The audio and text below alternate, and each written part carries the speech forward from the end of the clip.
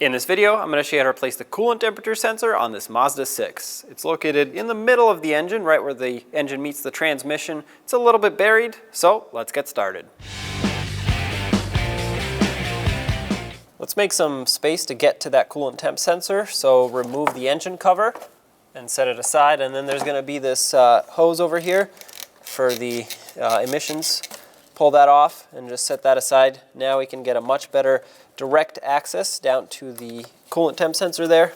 To disconnect the electrical connector, I'm going to grab it with some pliers, just because it'll be easier. Squeeze on the tab and pull the connector off. Be very gentle not to break the wires or the connector itself when you do this. There we go. Once you have that pulled aside, use a deep 19mm socket, get onto that sensor and break it free and remove it.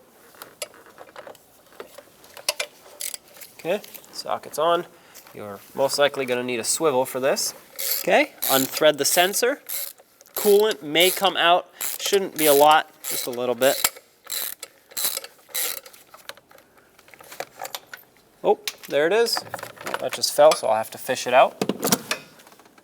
There it is. Inspect the area where the sensor mounts to make sure it's clean, and then carefully guide it down into place. Try to thread it on a couple turns at least by hand so that you know that the threads have caught on, and then you can put your socket on there, but you have to at least spin it a couple times. If you just directly put your socket on there, you run the risk of cross-threading it. That would not be good. There we go. That went in a couple threads. So at this point, I'm going to take my socket, put it back on the sensor, and continue tightening this. If you noticed at the beginning, the sensor was basically bottomed out up against that water coolant housing. So that's exactly what I'm going for now. It should thread on nice and smoothly, which it is. That's perfect. And as soon as it bottoms out, we'll just give it a little extra.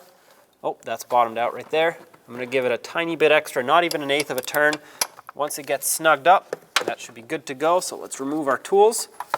Perfect. The connector is easily accessible right where it needs to be. So let's grab the other half of it and plug it in.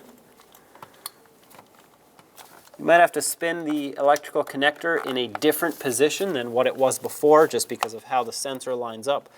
They're not always going to line up exactly the same on the threads.